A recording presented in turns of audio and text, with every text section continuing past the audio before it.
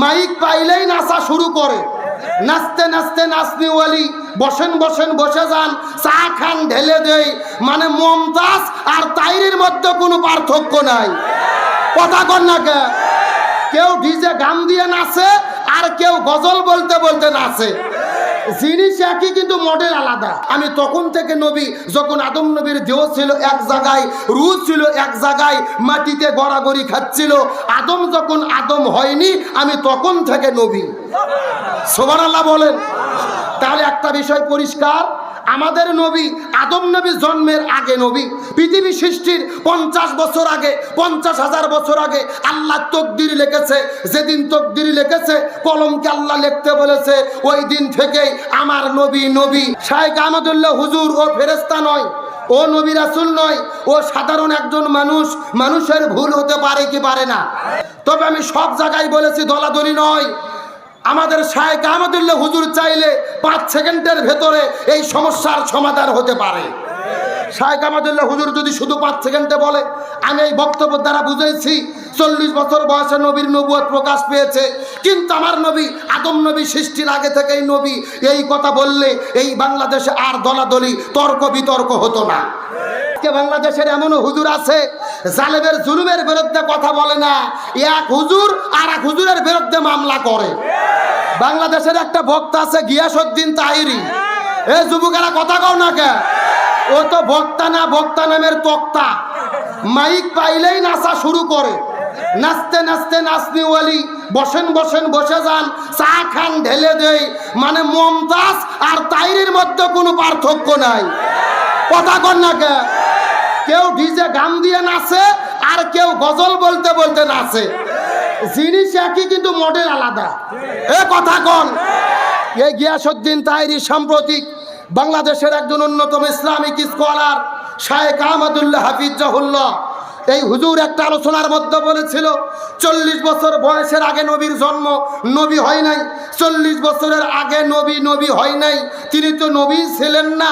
40 বছর বয়সে তিনি নবুয়ত প্রাপ্ত হয়েছে। এই কথাকে কেন্দ্র করে তাইরি তার বিরুদ্ধে লেগে গেল। গভীর মনোযোগ দিয়ে ভালো করে বুঝবেন। এই বিষয়ে গত 2-3 দিন আমি আলোচনা করেছি। তাইরি ভাইয়ের ভক্তরা আমাকে বলতেছে, আপনি শাইখের দালাল, আপনি শাইখ আহমদুল্লাহর চামচামি করতেছেন, শাইখের পূজারি করতেছেন। আমি বলেছি না, আমি কারো দালাল নই, আমি কারো পুজো করতেছি না।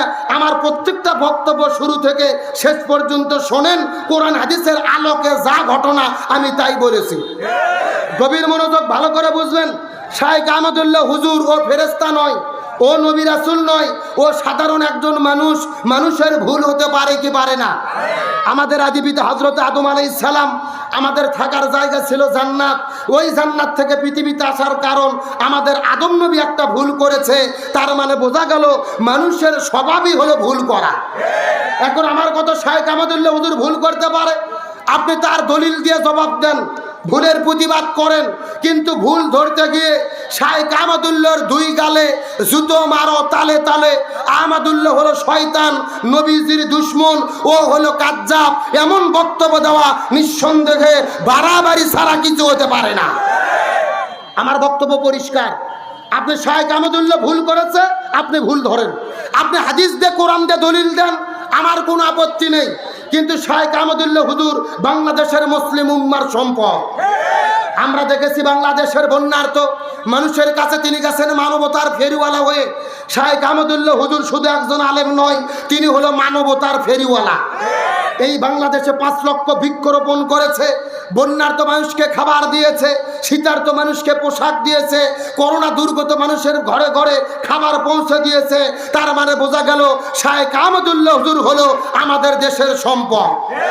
আপনি তার বিরোধিতা করতে গিয়ে জুতো মারো তালে তালে, শয়তান কাজ্জাব নবীজির দুশ্মন বলবেন, এটা মুসলমানরা সহ্য করতে পারে না। আমি বিষয়টা আবার পরিষ্কার করি। শাইখ আহমদুল্লাহ হুজুরের ব্যাপারে আপনার মন্তব্য, গিয়াসউদ্দিন তাহিরিকে বলবো, আপনি নবীজির সুন্নাত মানবেন ভালো, নবীজিকে ভালোবাসবেন ভালো। 3 দিন আগে দেখলাম ও জন্মদিন পালন করতেছে, কেক কাটে। জোরে কোন সুবহানাল্লাহ। কি এ জোরে কোন নাউজুবিল্লাহ। এখন চিৎকার করে বলেন, মুসলমানদের জন্মদিন পালন করা জায়েজ আছে? ও নিজেকে দাবি করতেছে ও একটা আলেম। তা আমার প্রশ্ন হলো, আপনি আলেম দাবি করে কেক কেটে জন্মদিন পালন করতেছেন, আপনার কাছে প্রশ্ন, কেক কেটে জন্মদিন পালন করা কোন হাদিসে আছে এটা আপনাকে দেখাতে হবে। ও নিজের বেলায় আমল করেন, বসেন বসেন জেকের করেন, নাচনার মতো নাচানাচি করেন, সেখানে আপনার দলিল লাগে না।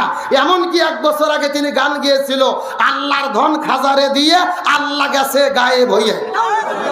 আরো ধরে কোন, আর নবীর ধন খাজাই পাইয়া শুয়ে আছে আজমিরেতে, কেউ ফেরে না খালি হাতে খাজা বাবার দরবার থেকে। আরো জোরে বলেন নাউজুবিল্লাহ।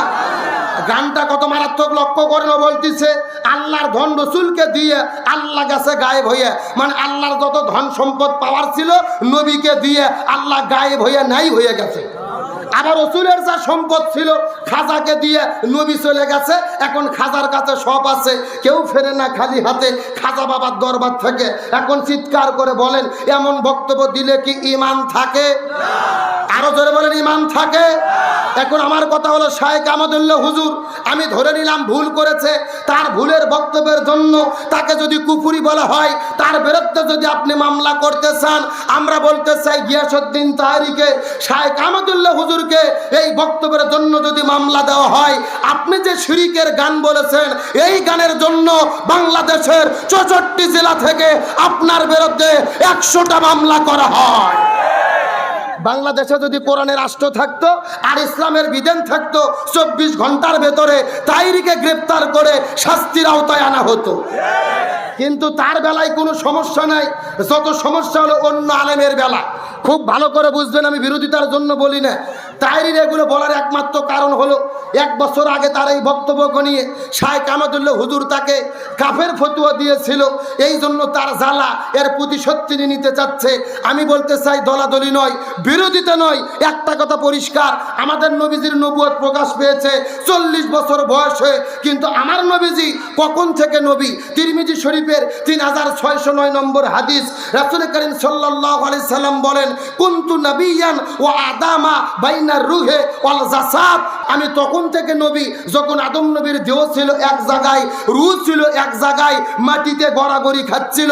আদম যখন আদম হয়নি, আমি তখন থেকে নবী। সুবহানাল্লাহ বলেন। তাহলে একটা বিষয় পরিষ্কার, আমাদের নবী আদম নবী জন্মের আগে নবী, পৃথিবী সৃষ্টির 50 বছর আগে, 50,000 বছর আগে আল্লাহ তকদির লিখেছে। যেদিন তকদির লিখেছে, কলমকে আল্লাহ লিখতে বলেছে, ওই দিন থেকেই আমার নবী নবী। এই নবী হয়েছে মনোনীত, কিন্তু প্রকাশ পাইছে 40 বছর বয়সে। একটা বিষয় পরিষ্কার হবেন, একটা হলো মনোনীত হওয়া, আর একটা হলো প্রকাশিত হওয়া। আমার কথাকে বুঝেছেন? একটা হলো মনোনীত হওয়া, আর একটা কি হওয়া? প্রকাশিত হওয়া। তাহলে নবী মনোনীত হয়েছে কখন? আদম নবী সৃষ্টির আগে। কিন্তু নবী নবী হিসেবে প্রকাশিত হয়েছে কয় বছর বয়সে? 40 বছর বয়সে। এটা নিয়ে বিভ্রান্ত হওয়ার তো কোনো সুযোগ নেই। তবে আমি সব জায়গায় বলেছি, দলাদলি নয়। আমাদের শায়েখ আহমদুল্লাহ হুজুর চাইলে 5 সেকেন্ডের ভেতরে এই সমস্যার সমাধান হতে পারে।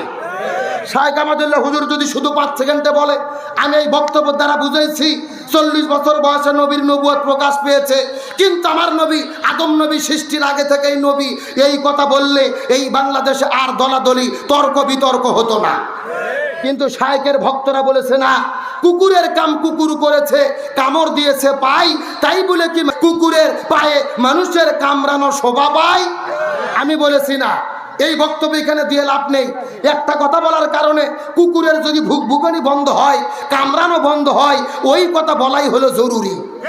সুতরাং একটা কথা বলে পরিবেশ শান্ত করতে হবে। আর আমরা দলাদলি চাই না। আলেমেরা দলে দলে বিভক্ত হওয়ার কারণে মুসলমানদের 12টা বাজতেছে। আল্লাহ আমাদেরকে এক হওয়ার তৌফিক দান করুক, বলেন আমিন।